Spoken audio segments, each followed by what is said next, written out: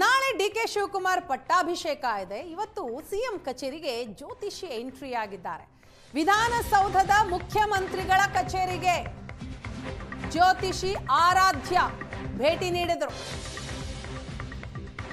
ಕಚೇರಿ ಮತ್ತು ಸಿಎಂ ಕೂರುವ ಚೇರಿನ ದಿಕ್ಕನ್ನ ಬಂದು ಪರಿಶೀಲನೆ ಮಾಡಿದ್ದಾರೆ ಜ್ಯೋತಿಷಿ ಆರಾಧ್ಯ.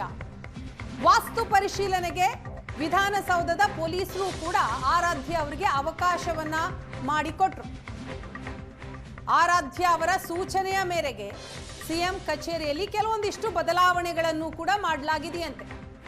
ಡಿಕೆ ಪಟ್ಟಾಭಿಷೇಕದ ನಂತರ ಯಾವುದೇ ರೀತಿಯ ಅಡೆತಡೆಗಳು ಆಗಬಾರದು ಅಂತ ವಾಸ್ತು ಲೆಕ್ಕಾಚಾರ ಹಾಕಲಾಗಿದೆ.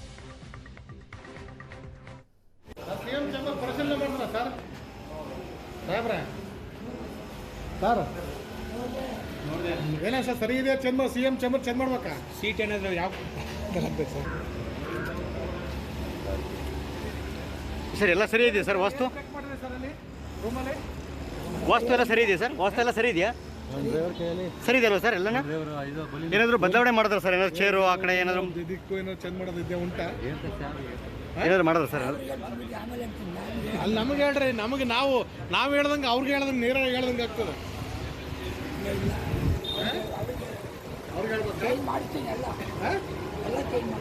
Care change ಮಾಡಿಸ್ತೀರಾ? ಅಲ್ಲ ಬೇರೆ ಸಿಎಂ ಅಲ್ಲಿ ಯೂಸ್ ಮಾಡ್ತಿಲ್ಲ ಎಲ್ಲ ಚೇಂಜ್ ಮಾಡ್ಬೇಕಲ್ಲ. ಏನೇನು ನೋಡಿದ್ರಿ ಸರ್? ಏನೇನು ಪರಿಶೀಲನೆ ಮಾಡಿದ್ರಿ ಸರ್?